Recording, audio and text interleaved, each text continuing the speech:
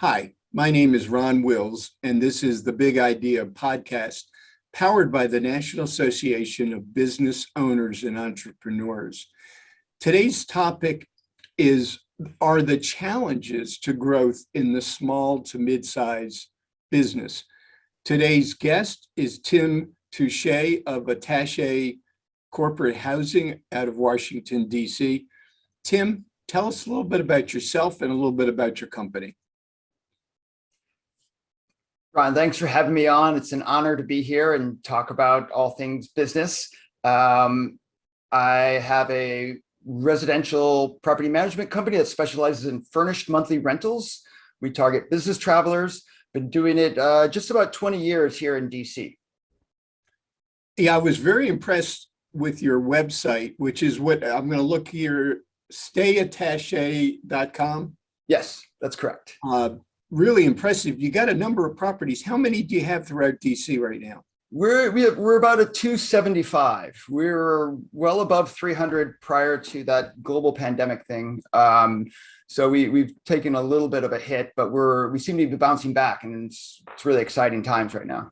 And so is your housing primarily residential units? Yeah. So you're sort of the, if I may, and don't be insulted if I say this, the Airbnb of Sure. Rentals. Yeah, I mean, and so that's accurate. We manage houses and condos. We're not in apartment buildings.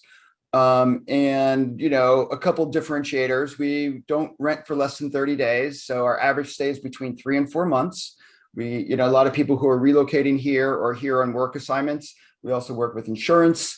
If people's house gets flooded or on fire, they need temporary housing. So, it's a niche that we've grown into and really enjoy. Yeah, you're doing well with that many properties under management. Now, do you own the properties or do you manage properties? I only own a handful of them.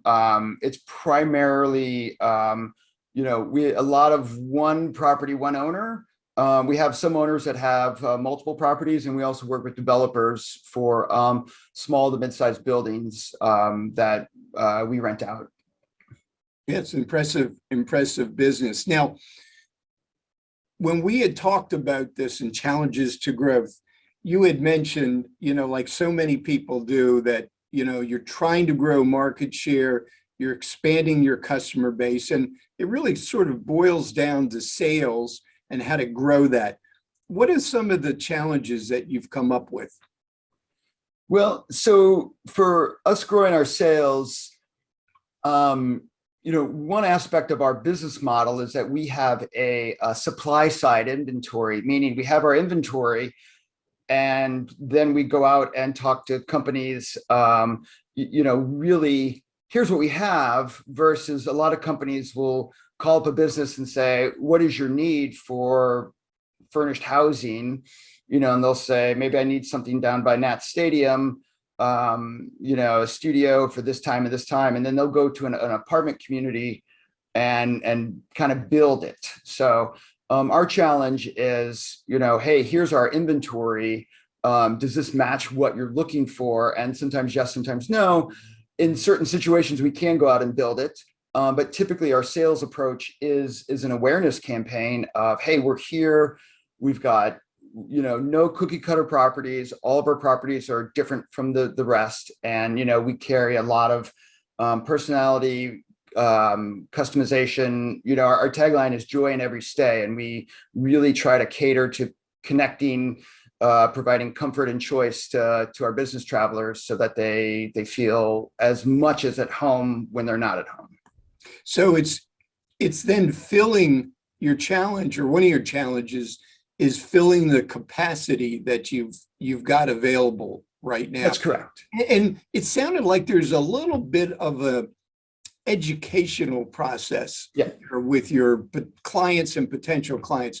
Can you talk to that? Because that's a big one amongst the peer groups that I work with, that I facilitate, is that it's so often the business owner is trying to educate the marketplace as to what they offer. And correct. I heard a little bit of that in what you were saying. Yeah, I mean, really, you know, the to go back to the Airbnb model, anyone can stay somewhere for a night or two. Once you go 30 days plus and average 3 to 4 months, it's a different, it is an education of, how are you different, when would I need you? What is the scenario? And so we talk to a lot of growing businesses that are hiring, and expanding. We spend a lot of time on social media when a company gets new rounds of funding or they're going on a hiring spree. We say, hey, congratulations. Oh, and by the way, if you're hiring people from out of town who are relocating here, consider us. We've got an awesome list of really cool properties that will likely fit your clientele. So it is a little bit of an education, and once people learn about it, they're like, oh, this is great. I'm glad I know about you now. Yeah, it sounds like it's a little more personalized than going into a big facility if you Correct. find a residence or something like that. Now, do you ever have people that have some time, want to visit a city like Washington, D.C., and want to be there more than a typical Airbnb stay, but not necessarily connected with corporate? In other words, they just may want to vacation in a city for a month or 2 months. Do you ever cater to that crowd? Yeah, I mean, it's a smaller crowd. I would say with people working remotely, there's more of it, but I would say the profile of the majority of our renters, 90%, they're not paying the rent themselves, their company is.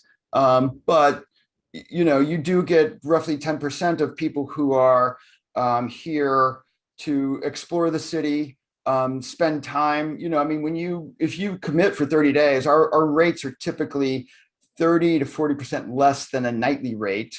And then, ideally we're 30 to 40% more expensive than an unfurnished year-long rental.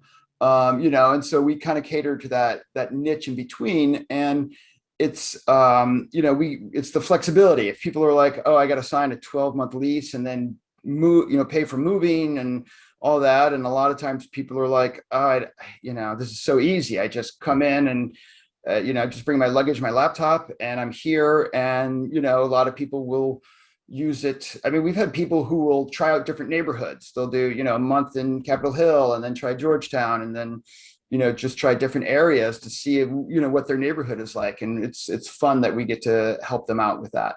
Yeah, I actually like that it's really, you have a very unique business, and it's exciting. I like it. You're in so many places. I have sons in San Francisco, and we talk about, we'd love to stay there for a month in the years. I could see people wanting to come to DC, want to stay in the city for a month or two. And I love the flexibility of your program. It's pretty exciting. Yeah, I mean, the other, difference that we have between like an Airbnb or a vacation rental is we cater to extensions, meaning typically if you rent on a vacation website, the moment that you put your end date in, they're actively re-renting it. And if you want to stay, you're going to have to move. And we have programs in place, catering to businesses, knowing that hey, your project or something may be extended, and we have certain systems in place that with enough notice you can extend, and then if you need a shorter window, we work to accommodate that as well. Terrific. So what has changed with COVID and now post COVID with your sales efforts? What have you done differently, or have you done anything differently? Well, there was a big focus on cleaning and, making sure everything, and, that's always been a factor. It just became a little more forefront in the marketing and sales efforts. One of, I think, our favorite approaches is, we're a local business. We're local, and what we're trying to build out now is kind of more of a connection with other local businesses, meaning most of our clients have a housing allowance and then they also have a food allowance. And so we are trying to develop partnerships with local restaurants, knowing that, hey, restaurant owner, our clients have food allowances, they have kitchens that they can use, but also they have expenses. And, let's partner with a local restaurant or a local, service, be it a hair salon or spa, and, just kind of, and really try to develop a partnership, because I think when people come to a city, they want a little more authenticity, especially for longer stays. They want to kind of feel more connected to the community. And, we're trying to build that out. And, really our sales effort, it's kind of behind the scenes, because we need to build out those connections, which we're trying to roll out this year. And then, that will be a big component of our sales efforts moving forward. Wow, that's great. That's great. It's exciting. I love what you do. I think it does fill an incredible niche. And until I spoke to you today, I wasn't really sure that there was anything like this. So hopefully others, when they watch this this video, this podcast, that they'll go, oh, I didn't even know it existed, and Correct. Tap your services for their staff, as well as maybe some visitors who want to come to DC and visit for a long stay. Yeah. I mean, we're our sales effort really is an awareness campaign. It's just like, hey, we're here. That's why our website is so focused heavily on the properties, because other companies that are larger or spread out, they'll have kind of nice but maybe more generic inventory. And so we really try to build up focus on connection, comfort, and choice, so that people are excited to work with us. That's terrific. Well, thank you. This has been fun. You've opened my eyes to I thought I knew every business there is, but this is a great niche. Really excited for you and your possibilities. Thanks. So, Tim, thank you for being here today and being part of the podcast. You're welcome. I had a great time. Thank you for having me on your show. It's been an honor.